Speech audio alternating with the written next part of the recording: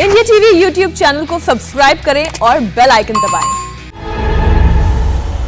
नमस्कार, शाम के 4 बजने को हैं। आप देख रहे हैं इंडिया टीवी। मैं हूं पंकज भार्गव।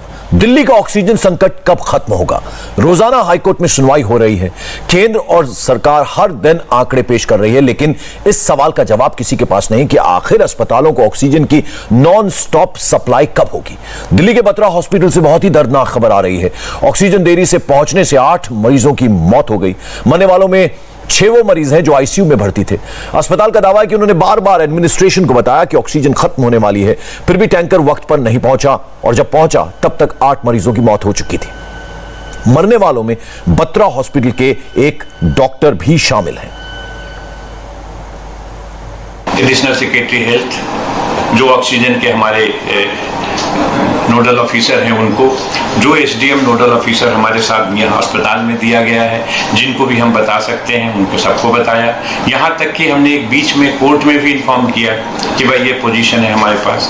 हमने जब बताया कि हमारे पास अब मात्र आधा घंटे की ऑक्सीजन बची, उसके बावजूद भी कोई टैंकर मुंडका में था, कोई टैंकर बुरारी में था। हमारे तो हाथ पैर फूल गए। लेकिन जब तक ऑक्सीजन आई यहाँ पर, तब तक हमारे 8 पेशेंट नहीं रहे। हम सही मैं बता रहा हूँ कि इतना दुखी वो नहीं है। कोई पेशेंट अच्छा हो सकता हो, हमारे खुद के डॉक्टर, कोई पेशेंट अच्छा हो सकता है और पेशेंट इसलिए ठीक नहीं हो रहा है उसके पास ऑक्सीजन नहीं। शर्म की बात है भाई।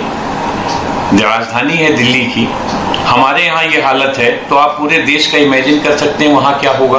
और सबसे बड़ी बात यह है कि हमारे अस्पताल के head of the department of gastroenterology doctor R K. Himtani, वो भी इस ऑक्सीजन की कमी के शिकार हुए।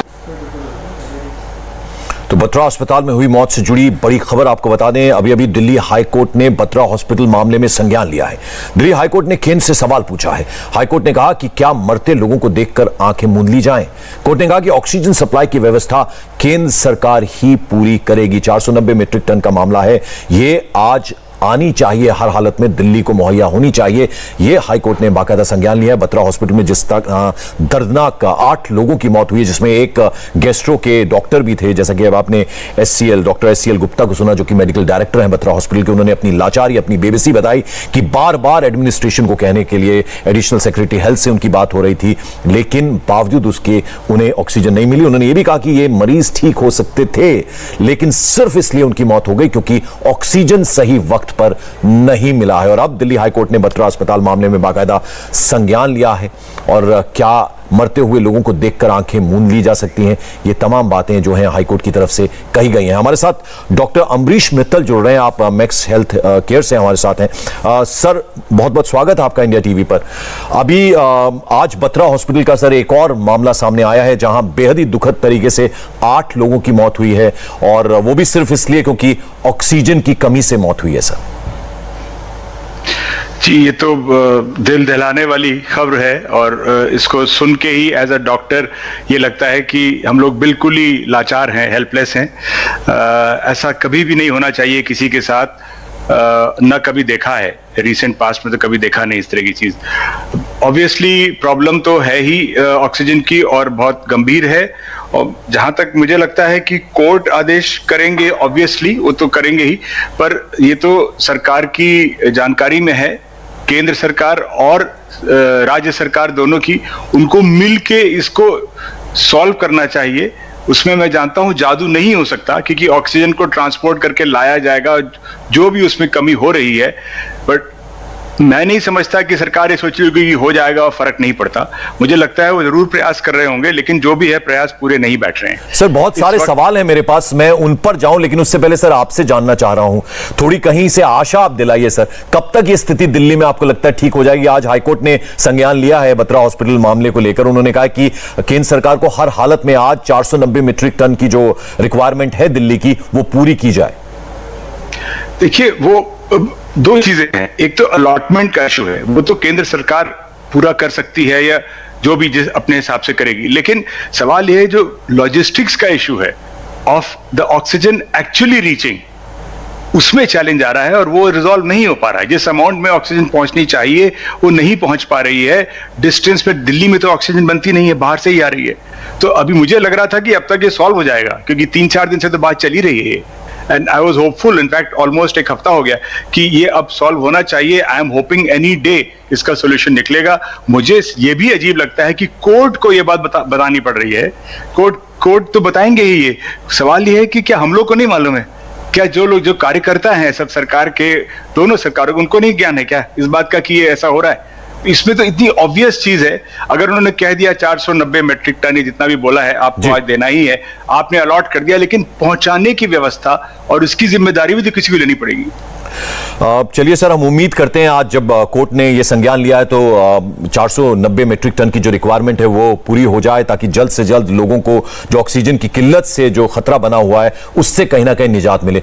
सर, सवाल अब आपसे मैं ये पूछना चाहूंगा हर चीज का, जैसे हमने बचपन से देखा है, वैसे तो डॉक्टर्स ये बता पाते हैं, लेकिन कुछ पीठ पर निशान आ जाए तो वो ट्यूबरक्लोसिस हो सकता है और इस तरह के सिग्नल्स मिलते हैं। सर, तो कोरोना को अगर हम बात करें तो इसके डेंजर साइन शरीर में क्या दिख सकते हैं सर, या क्या महसूस हो तो आपको लगे कि हां ये कोरोना ही है?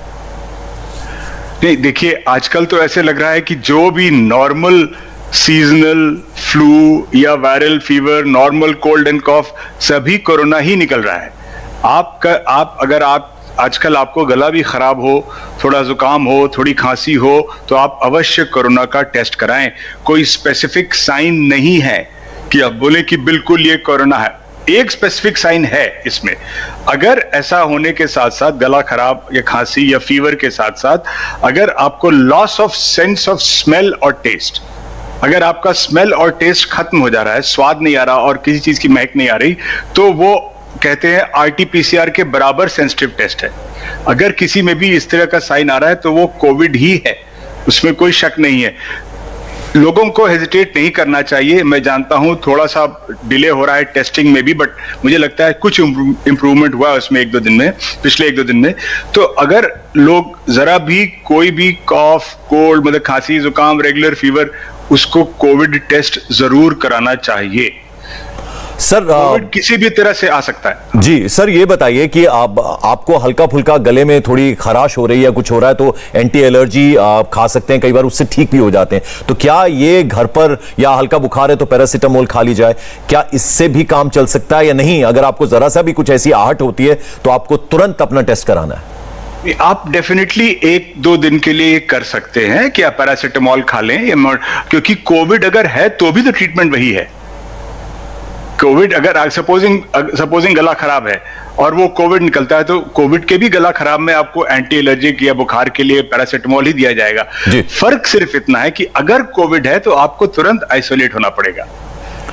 That is the main problem. Main problem ये है कि अगर आपको, चलिए गला खराब, बुखार, ज्यादातर लोग को कोविड ऐसे ही होके खत्म हो जा रहा है, कुछ भी सीरियस चीज नहीं हो रही अभी भी, लेकिन ये अगर आपको पता लग जाएगा कोविड है तो आप बाकी सबसे अपने आप को अलग करेंगे। ये बहुत बड़ा एक। डॉक्टर अमरीश, मैं आपके पास आता हूं, लेकिन इस वक्त हमारे साथ डॉक्टर SCL गुप्ता जुड़ गए हैं। आप चेयरमैन हैं, मेडिकल डायरेक्टर हैं बत्रा हॉस्पिटल के। सर, बेहद दुखद खबर आपके हॉस्पिटल से आज सुनी है सर। हर रोज इस तरह की बुरी खबरें सुन रहे हैं, लेकिन सर आज 8 लोगों की मौत हो गई और अभी हमने आपको सुना, आप ये कह रहे थे कि आपने लगातार एडिशनल सेक्रेटरी हेल्थ, एडमिनिस्ट्रेशन, बार बार आप ये कह रहे थे कि ऑक्सीजन का संकट हो रहा है, लेकिन उसका असर नहीं हुआ और 8 मरीजों की जान चली गई। सर, ये संख्या बढ़ के अब 12 हो गई है। जी, बहुत ही दुखद घटना है आज की। मौत होती है, लेकिन मौत ऑक्सीजन की कमी से हो तो कुचेतता है। जो पेशेंट ठीक हो सकते थे, अगर आपके देखते देखते उनकी मौत हो जाए तो कुचेतता है। ये बात पिछले 1 सप्ताह से लगातार चल रही। पिछले 1 सप्ताह से ये घंटी लगातार हमारे ऊपर रहती थी कि अभी खत्म होने वाली है, कभी नहीं खत्म होने वाली, अब आ गई, अब 100 लीटर आई, अब 500 लीटर आई, और हर बार हमारा होता था। आज हमारा नहीं था।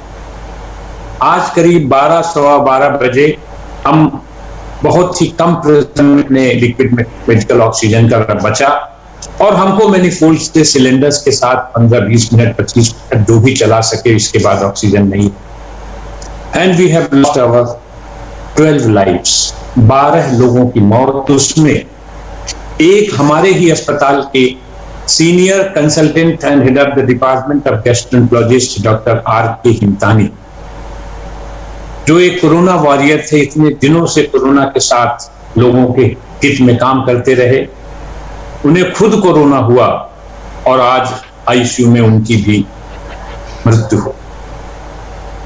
डॉक्टर गुप्ता, आपको जी अभी मैं आपको सुन रहा था सर, तो उसमें आपने एक और बात कही कि इन लोगों की जान बचाई जा सकती थी, ये अच्छे हो सकते थे, सिर्फ और सिर्फ ऑक्सीजन की कमी से ये हो गया सर। जी हाँ, यही मैं कहना चाहता हूं कि जहां पर अभी अमरीश भी बता रहे थे कि जहां पर एक कोई डिबेट नहीं है जिस ट्रीटमेंट में कि ऑक्सीजन की कमी होती है उसको ऑक्सीजन देना ही पड़ता है, और बेसिक चीज जिसकी जरूरत है अगर वो ना सप्लाई की जाए।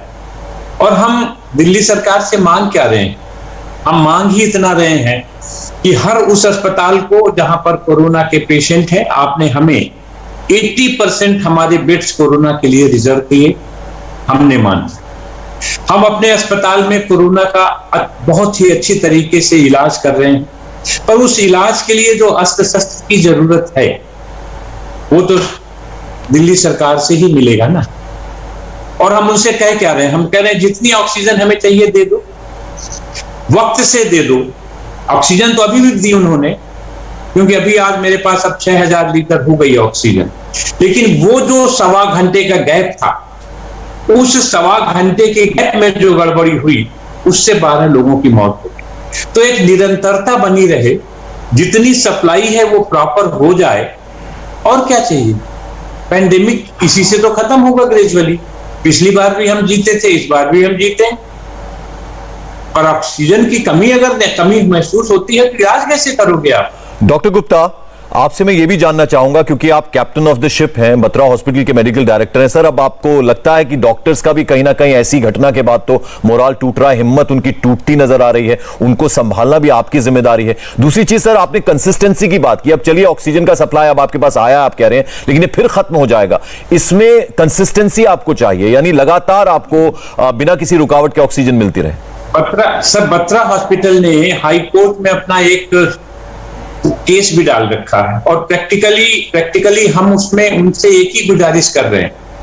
हमने माननीय जस्टिस सांघी से भी बताया कि सर हमको और कुछ नहीं चाहिए, हमें तो ऑक्सीजन चाहिए और लगातार चाहिए, टाइम से चाहिए, और कुछ नहीं चाहिए। जहां तक आपने कहा मनोबल का, हमारे यहाँ के 21 doctors, 21 doctors they are corona positive. इसके बाद भी उनकी हिम्मत नहीं टूटी है इलाज करने में। जितने लोग हैं दिल से, दिमाग से और आत्मा से कोरोना पेंडेमिक में वर्क करते हुए उनकी सेवा कर रहे हैं। डॉक्टर्स ऐसे भी नहीं है जिनका इन घटनाओं के साथ मनोबल टूटे, पर हां तकलीफ जरूर होती है। सामने कुछ ऐसा हो रहा हो जो टल सकता है और जो न टल। सर, जो स्थिति आज बनी, जो 12 लोगों की दुखद मौत हुई है सर, अब इस तरह की स्थिति ना बने, क्या अब लगता है कि ऑक्सीजन की सप्लाई, अब चूंकि हाईकोर्ट ने भी संज्ञान लिया है, तो अब आपको उम्मीद है कि लगातार ऑक्सीजन मिलती रहेगी और अब कम से कम ऐसा संकट दोबारा नहीं होगा, या अभी भी डर है सर? आशा मानव जीवन की चिर संगिनी, ये होप हमेशा हमारे साथ ही है, और हम इस आशा के साथ, जैसे आपने कहा है, हम समझेंगे कि हमें ऑक्सीजन की सप्लाई मिलती रहेगी। परंतु एक बहुत बड़ा प्रश्न चिन्ह है जो पिछले एक हफ्ते से लगातार प्रॉमिसेस होने के बाद, even from the highest authority, पूरी नहीं हुई। इसलिए एक प्रश्न चिन्ह अभी भी लगा हुआ है। हाथ कंगन को तभी चाहिए जब कुछ हो जाए। तो मैं प्रभु से प्रार्थना करता हूं सब सद्बुद्धि आए और हमें ऑक्सीजन मिले, निरंतर मिले, और हम अपने पेशेंट्स की सेवा कर सकें। चलिए डॉक्टर गुप्ता, हम आपके दुख को समझ सकते हैं, और ऐसे में भी आपने हमें वक्त दिया, बहुत बहुत शुक्रिया सर हमसे बात करने के लिए।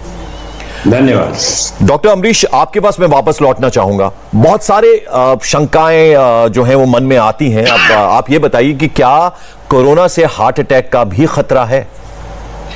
ये एक शोध का विषय है। ऐसा ऑब्जर्वेशन है कि कुछ लोगों को कोरोना के बाद हार्ट इन्वॉल्वमेंट होता है, जैसे मायोकार्डाइटिस बोलते हैं, हार्ट की इन्फ्लेमेशन हो जाती है और हार्ट का पंपिंग एकदम कमजोर हो जाता है। ये कॉमन चीज नहीं है, लेकिन इसकी रिपोर्ट्स आ रही हैं। और कुछ लोगों को थ्रोम्बोसिस की टेंडेंसी बढ़ती है। तो heart involvement in corona is the subject of major research right now. Observation इसमें है, लेकिन अभी फाइनली ये एस्टैब्लिश नहीं हुआ है कि ये कोरोना की वजह से ही हो रहा है। जिस तरह से केसेस रिपोर्ट हो रहे हैं, तो ये इट इज वेरी लाइकली कि हार्ट का इन्वॉल्वमेंट भी कोरोना में होता है। सर, दूसरी चीजें यह है कि अब चूंकि कोरोना इतना बड़ा डर पूरी दुनिया के मन में है, भारत में अब जिस तरह से स्थिति बनी हुई है, ऐसे में हर जो शख्स है उसने अपने घर में कुछ इक्विपमेंट्स बनाए हैं। हर रोज दिन में 3-3, 4-4 बार ब्लड प्रेशर चेक किया जा रहा है, आप बार बार पल्स देख रहे हैं, और ऐसे में थोड़ा ब्लड प्रेशर भी फ्लक्चुएट होता नजर आता है तो टेंशन होती है, पल्स ऊपर नीचे होती है तो टेंशन होती है, ऑक्सीमीटर जो है लगातार लोग देख रहे हैं। सर, थोड़ा साइकोलॉजिकल प्रेशर भी बहुत ज्यादा है। देखिए, अगर आपको कोविड नहीं है, सिम्टम नहीं है, तो कोई ऑक्सीजन देखने का मतलब नहीं है, अनलेस आप लंग डिजीज के पेशेंट हो। आपको नॉर्मल व्यक्ति की तरह अपना blood pressure, blood sugar control में रखना चाहिए, सभी को रखना चाहिए। जिन हमारे शोध ने लास्ट ईयर हमने जो पेपर, जो स्टडी करी और इस साल पब्लिश हुई, उसमें बड़ा क्लियरली शो किया है कि जिन लोग को अनकंट्रोल्ड डायबिटीज होती है या अनकंट्रोल्ड ब्लड प्रेशर होता है या दोनों साथ में होते हैं, उनके आउटकम्स अच्छे नहीं होते। अगर वो एक बार अस्पताल पहुंचते हैं तो थोड़े कॉम्प्लिकेशंस की रिस्क ज्यादा रहती है। फिर भी ऐसा नहीं है कि अगर आपको ये चीजें हैं तो आपको कोरोना होगा ही। आपको क्या प्रिकॉशन रखना चाहिए? General health precautions, general regular exercise, deep breathing, usual monitoring, nothing more than that. अगर आपको कोरोना का शक है या कोरोना डायग्नोज हो गया है, तब आपको 2 चीजें मॉनिटर करना बहुत जरूरी है। अपना बुखार, टेम्परेचर दिन में 3 बार जरूर लें और रिकॉर्ड करें अगर है आपको ऐसा कुछ तो जी। और अपना SpO2 जरूर रिकॉर्ड करें, क्योंकि ये साइंस होते हैं जब फीवर नहीं सेटल हो रहा हो या ऑक्सीजन ड्रॉप कर रही हो या ब्रेथलेसनेस बढ़ रही हो। ये साइंस होते हैं कि कोरोना कुछ गलत तरफ जा रहा है और आपको हॉस्पिटल की या डॉक्टर की जरूरत पड़ सकती है। ऑक्सीजन मेजरमेंट इसमें बहुत क्रिटिकल है जी। It is decisive to you know to in the form of whether you require medical help और नॉट। अगर आपका ऑक्सीजन मेंटेन्ड है तो बाय एंड लार्ज आप सेफ जोन में हैं। डॉक्टर अमरीश, कोरोना इलाज में हम लगातार सुन रहे हैं स्टेरॉयड दिए जा रहे हैं। स्टेरॉयड कितने खतरनाक हैं? कोरोना के इलाज में बहुत सी चीजें दी जा रही हैं, फिर भी मैं एक लाइन में बोल दूंगा कि 4 चीजें हैं जो कि कोरोना के इलाज में एक्चुअली शोध से सिद्ध हुआ है कि ये फायदा करती हैं। उनमें एक तो नॉर्मल पैरासिटामोल टाइप दवाइयां हैं, एक ऑक्सीजन जिसके बारे में इतनी अभी हम लोग ने तकलीफ सुनी, और ऑफ कोर्स उसके बाद वो ब्लड थिनर्स, वो अलग स्टोरी है। But steroid are the mainstay. Steroid एक बहुत ही पावरफुल ग्रुप ऑफ दवाइयां हैं। इनको यूज कोरोना की शुरुआत में नहीं किया जाता है। ये वायरस को कुछ नहीं करते हैं। कोरोना के फर्स्ट 5-6 डेज में वायरस अटैक करता है हमको। वायरस को स्टेरॉइड नहीं खत्म करते हैं, ना अटैक करते हैं। वायरस जो रिएक्शन शरीर में शुरू करता है, इन्फ्लेमेटरी रिस्पॉन्स बोलते हैं उसको वो जब फैलता है शरीर में तो लंग्स को और अन्य भाग को एकदम से डैमेज करता है। उसमें स्टेरॉइड का बहुत अहम रोल है। तो correct timing and correct dose of steroid is very important. Steroid को क्यों इतना इंपॉर्टेंट देते हैं हम, कि अगर आप पहले यूज कर लेंगे तो स्टेरॉइड नुकसानदायक हो सकते हैं। अगर आप ज्यादा डोज में यूज करेंगे, लंबा यूज करेंगे, जितनी जरूरत नहीं हो तो भी नुकसानदायक। क्या नुकसान होता है स्टेरॉइड से? सबसे पहले स्टेरॉइड से शुगर बहुत ज्यादा बढ़ती है। मेरी फील्ड तो एंडोक्रिनोलॉजी है, तो मैं सुबह से रात तक आजकल सिर्फ स्टेरॉइड से इंड्यूस्ड डायबिटीज ही मैनेज कर रहा हूं, क्योंकि जिसकी शुगर 100-125 है, उसको जहां स्टेरॉइड चलता है शुगर 400-500 हो जाती है। तो आपको अपने डॉक्टर से संपर्क में रहना है। जिनकी शुगर बेटर कंट्रोल रहेगी उनके आउटकम बेटर होते हैं। तो स्टेरॉइड्स रेज आवर शुगर जी, हमारे ब्लड प्रेशर को बढ़ा सकते हैं। लॉन्ग टर्म यूज हमें एसिडिटी और कभी कभी अल्सर को एग्रीवेट कर सकते हैं। लॉन्ग टर्म यूजेज में अगर कई लोग को हफ्तों स्टेरॉइड महीनों लेना पड़ता है, हमारे मसल्स और बोन्स को बहुत वीक करते हैं। तो स्टेरॉइड्स के काफी सारे साइड इफेक्ट्स हैं, और अक्यूट साइड इफेक्ट जो हम आजकल रोज ही देख रहे हैं। जितनी हाई ब्लड शुगर्स मैंने अपने इतने डेकेड्स की प्रैक्टिस में नहीं देखी, as a professor, as a consultant, as a chairman, I have not seen the kind of sugar numbers that I am seeing these days. जिसका फोन आता है 500 शुगर, 450 शुगर, 600 शुगर। तो स्टेरॉइड का इसीलिए it's a double edge sword. उससे जान भी बचती है आपकी कोविड में, लेकिन साथ में अगर आप उसके साइड इफेक्ट्स को नहीं मैनेज करेंगे तो प्रॉब्लम भी हो सकती है। सर, जो डायबिटीज के मरीज हैं और जो ब्लड प्रेशर के मरीज हैं, उनका कुछ अलग तरीके से इलाज होता है ऐसे में? Corona treatment is exactly the same, उसमें कुछ फर्क नहीं होता, लेकिन थोड़ा सा अग्रेसिव या थोड़ा सा प्रिकॉशन ज्यादा लेते हैं, क्योंकि हमको मालूम है कि जो अनकंट्रोल्ड डायबिटीज, जो कंट्रोल्ड डायबिटीज वो तो ठीक है, जो अनकंट्रोल्ड डायबिटीज और ब्लड प्रेशर के पेशेंट हैं, खासतौर से जो ओल्डर एज ग्रुप के हैं, उनके कॉम्प्लिकेशंस के रिस्क ज्यादा हैं। इसलिए उनको हम जल्दी ही मॉनिटरिंग या हो सकता है थोड़ा जल्दी हॉस्पिटलाइजेशन के लिए भी बोलें, क्योंकि उनके साइड इफेक्ट्स, मतलब उन पर कोरोना के इफेक्ट्स ज्यादा हो सकते हैं, but basic treatment plan is same. हमारे साथ इस वक्त डॉक्टर हर्ष महाजन भी जुड़ गए हैं। आप फाउंडर हैं महाजन इमेजिंग सेंटर के। सर, बहुत बहुत स्वागत है आपका इंडिया टीवी पे। सर, आपसे तो यही जानना चाहूंगा मैं कि आजकल टेस्ट जो है वो करवाना भी एक अपने आप में बड़ा टास्क हो गया है, और अगर आप टेस्ट में आप करवा भी लेते हैं तो उसका रिजल्ट आने में बहुत टाइम लगता है। तो इस बीच आदमी क्या करे? तो सीटी स्कैन जो है वो क्या हर कोरोना मरीज का जरूरी है? नहीं, बिल्कुल एक लाइन में कहूं तो बिल्कुल हर मरीज में जरूरी नहीं है। ठीक है, और ये बात आप सही कह रहे हैं कि जो आरटीपीसीआर टेस्ट है वो कुछ दुर्लभ हो गया है। हालांकि दिल्ली शहर में और देश के बाकी भागों में जो जहां से हम शुरू हुए थे, अब हम कोई 16 लाख टेस्ट रोज के कर सकते हैं, इतनी क्षमता हमारे पास है। फिर भी पिछले 3 हफ्तों में केस इस रफ्तार से बढ़े हैं कि ये पूरा नहीं पड़ रहा है, और इसीलिए ये हो रहा है कि भी देते हैं तो कई बार रिपोर्ट लेट आती है। पर यहां मैं ये कहना चाहूंगा कि जिसको लक्षण हैं कोरोना के, उसको रिपोर्ट आए, लेट आए, ना आए, उसको आज के दौर में ये समझ के चलना है कि ये कोरोना ही है, और उसी तरह से उसको ट्रीटमेंट शुरू करनी है। पहले तो घर में आइसोलेट हो जाइए। अगर माइल्ड डिजीज है आप आइसोलेट हो जाएं ताकि घर के दूसरे लोगों को ना दे दें। फिर अगर बुखार 100 से ऊपर जाता है तो आप पैरासीटामोल की गोली है, हर जगह मिलती है, वो खा सकते हैं। अगर बुखार तेज ही रहता है तो आप हर 6 घंटे पैरासीटामोल की गोली ले सकते हैं, ताकि उसको नीचे ही रखें, बढ़ने ही ना दें जी। साथ में कुछ विटामिन है, विटामिन सी, डी, उनको ले सकते हैं। इसके अलावा आज के दिन और किसी दवाई की जरूरत नहीं है, कोई एंटीबायोटिक की जरूरत नहीं है, किसी और दवाई की जरूरत नहीं है। ये अब स्पष्ट तौर से प्रूव हो गया कि कुछ और आपको मदद नहीं करता है जी। दूसरी बात रही उन लोगों की, पंकज जी बहुत महत्वपूर्ण है जी। दूसरी बात रही उन लोगों की जो किसी कोविड व्यक्ति के कांटेक्ट में आ गए पर उन्हें कोई तकलीफ नहीं हुई, उनको भी अपने आप को आइसोलेट करना पड़ेगा। और आरटीपीसीआर टेस्ट जल्दी से जल्दी अगर कराना है तो 5वें दिन कराना है या 6ठे दिन कराना है। अगर हम जल्दी कराएंगे टेस्ट नेगेटिव आ जाएगा और हमें लगेगा हमें कोरोना नहीं है।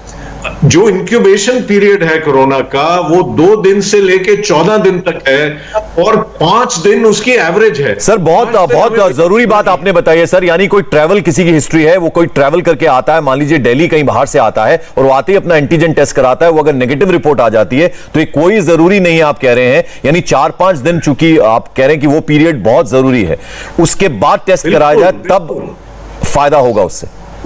उसको आइसोलेट अपने आप को करना ही है। ये कहना आसान है, करना कठिन है, पर ये बहुत जरूरी है, क्योंकि नहीं तो वो अपनी फैमिली में फैला देगा, ऑफिस जाएगा तो ऑफिस वालों में फैला देगा। सो ये समझना बहुत जरूरी है। आप कांटेक्ट में आए हैं, बाहर से आए हैं, आपको आइसोलेट होना ही चाहिए, नहीं तो आपको तो बीमारी होगी, आप अपने परिजनों को भी बीमार कर देंगे। और उनमें से कौन, आपका माता पिता, बच्चा, किसको ज्यादा बीमारी हो जाएगी वो किसी को पता नहीं। तो सर आपका कहने का मतलब ये है कि ज्यादातर केसेस जो बढ़े हैं ये एक प्रमुख कारण रहा है, आप ये मानते हैं? ये एक कारण जरूर रहा है जी।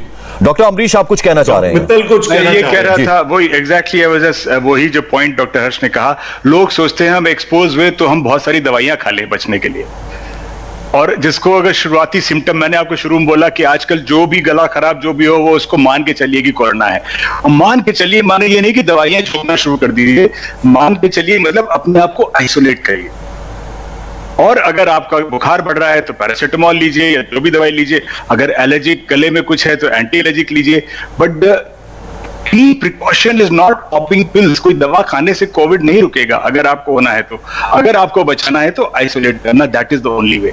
Same point. अच्छा डॉक्टर महाजन सिम्टम है, अगर पंकज आगे मैं इस बात को बढ़ाता हूं, सिम्टम है तो कई लोग अपने आप स्टीरॉयड ले रहे हैं। हाँ वो भी, और जैसे डॉक्टर साहब ने बताया लोग खुद ले रहे हैं, कई बार डॉक्टर भी बोल देते हैं स्टीरॉयड खा लीजिए आपको तेज बुखार है। अगर पहले 7-8 दिन में हम स्टीरॉयड शुरू कर देंगे, ऑक्सीजन आपकी बहुत सही है, तो ये आपको लाभ पहुंचाने के बजाय हानिकारक हो सकता है। इसलिए स्टीरॉयड तभी लेना है जब ऑक्सीजन 94 के नीचे पहुंचे और बाकी इन्फ्लेमेटरी मार्कर बड़े हों और आपको क्लिनिकली कोई तकलीफ हो। ये सिर्फ एक सीटी कराया या एक एक्सरे कराया या टेस्ट कराया उसके बेसिस पे नहीं है, हमें व्यक्ति को ट्रीट करना है, हमें टेस्टों या एक्सरे को ट्रीट नहीं करना है। और आगे मैं ये कहूंगा कि सीटी स्कैन हर एक को जरूरत नहीं है, ये मैं बार बार एम्फेसिस के साथ कह रहा हूं। सीटी स्कैन भी उसी को जरूरी है जिसका ऑक्सीजन लेवल डिप करता है 94 के नीचे और उसकी हालत ठीक नहीं है। हम अब क्या देख रहे हैं कि यंग बच्चे, लड़के लड़कियां सीटी स्कैन कराने आ रहे हैं, ऑक्सीजन कितनी है? ऑक्सीजन तो सर 98 है। क्यों आए हो? बस जी सुना है सीटी स्कैन जरूरी होता है। तो ये आपके माध्यम से मैं बताना चाहता हूं दर्शकों को कि सीटी स्कैन की भी स्पेसिफिक इंडिकेशन है जी, तब वो बहुत इंपॉर्टेंट है और करना जरूरी है, पर हर समय नहीं। चलिए सर एक छोटा सा ब्रेक मुझे यहां लेना है, फौरन वापस हाजिर होते हैं और ब्रेक के बाद हमारे साथ एम्स के पूर्व डायरेक्टर भी होंगे। नमस्ते, मैं हूं मीनाक्षी जोशी। वीडियो और खबरों से अपडेट रहने के लिए India TV YouTube channel subscribe करें, बेल आइकन दबाना ना भूलें। जुड़े रहें इंडिया टीवी के साथ।